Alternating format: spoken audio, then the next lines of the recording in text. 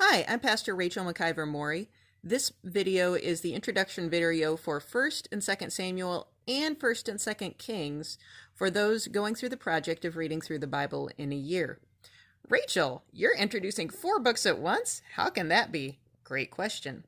The reason is that they actually go together as a unit. Samuel through Kings is one epic story, and it's the story of the transition from the period of the judges to the period of the kings and into the Babylonian captivity.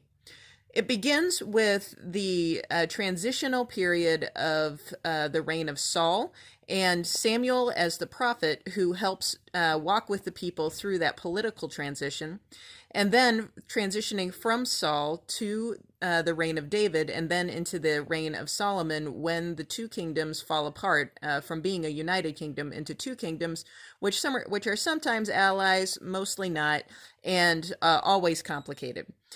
Now, there's a theological case being made here, and the first of the theological cases being made to watch for is that when the people follow God and when the monarch follows God, things go well.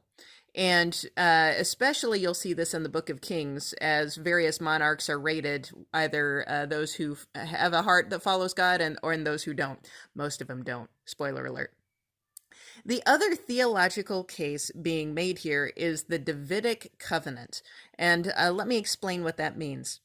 In the earlier part of the Old Testament, we primarily focused on the figure and the covenant as related to Moses. And the covenant as related to Moses was primarily about the people following the law of God, the Torah.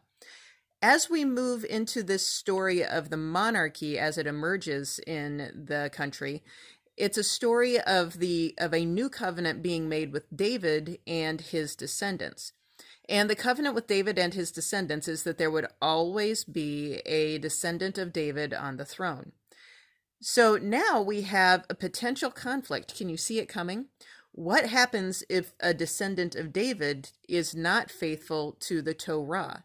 Because that's gonna happen. And we see a tension in the Old Testament emerging through the books of Samuel and Kings between these covenants of Moses, which are primarily about the people and the law, and the covenant with David, which is primarily about the monarchy and political power.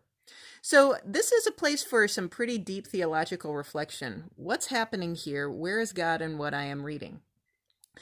So, the books of Samuel and Kings are this epic story of moving from a people who were supposed to be governed by the law and the covenant with God into more of a traditional monarchic structure, and all of the pitfalls that come with that, and frankly, some of the downfalls that come with that.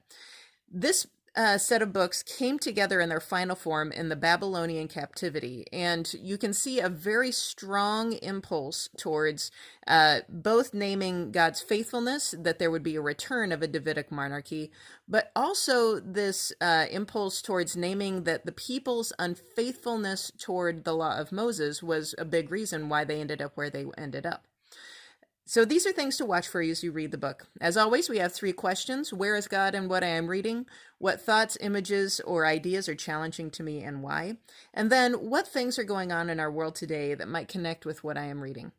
Happy reading. Samuel and Kings is going to be here for a long haul. We'll be in there through much of the summer, too. And these points are going to be made again and again and again in different ways and through different characters. But they are worth spending time with. Thanks, and we'll see you next time.